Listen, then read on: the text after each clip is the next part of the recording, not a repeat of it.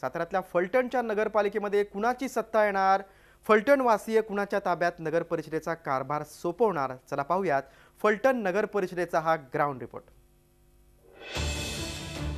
सातारा जिल्ह्यातल्या फलटण नगरपालिका निवडणुकीत गेली 25 वर्ष विधान परिषद सभापती रामराजे नाईक निंबाळकर यांची निर्विवाद सत्ता आहे।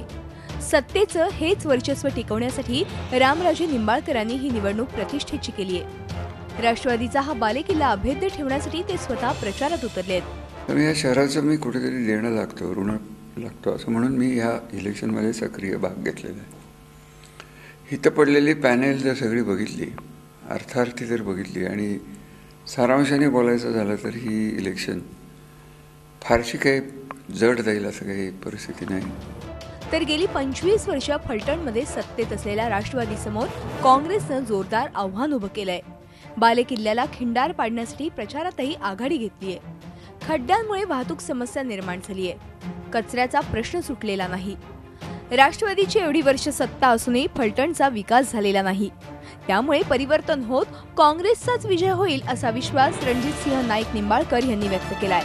गेल्या 5 वर्षापूर्वी आदरणीय पृथ्वीराज चव्हाण यांचे मुख्यमंत्री झाल्यानंतर या तालुक्यासाठी स्वतंत्र MIDC चव्हाण साहेबांनी मंजूर केली।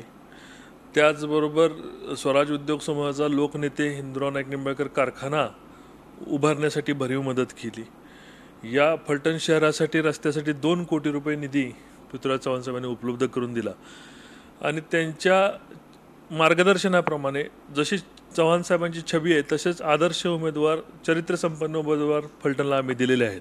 काँग्रेस पक्षानं या इलेक्शनमध्ये सक्रिय सहभाग घेतलेला आहे, कारण ज्या राज्याचे सभापती श्रीमंत रामराजे साहेब यांच्याकडे गेली 25 वर्ष एक हाती सत्ता असून सुद्धा या शहराचा कुठल्याही प्रकारचा विकास ते करू शकलेले नाहीत। मग तो आरोग्य असेल, गटारे असतील किंवा शहरातले रस्ते असतील किंवा शहरात दहशतीचं वातावरण अजिबात ते कंट्रोल करू शकले नाहीत। या भागातला कोणत्याही विकासात्मक काम ते करू शकले नाहीत। त्यामुळे निश्चितपणाने या ठिकाणी काँग्रेस पक्षाचे उमेदवार हे बहुमताने निवडून येतील आणि या शहरावरती काँग्रेसची सत्ता येईल। फलटणमध्ये तिरंगी लढत होत असून रामराजे यांच्या नेतृत्वाखाली राष्ट्रवादी, रणजितसिंहांच्या नेतृत्वाखाली काँग्रेस आणि सुशांत निंबाळकरांच्या नेतृत्वाखाली भाजप निवडणूक लढवत आहेत।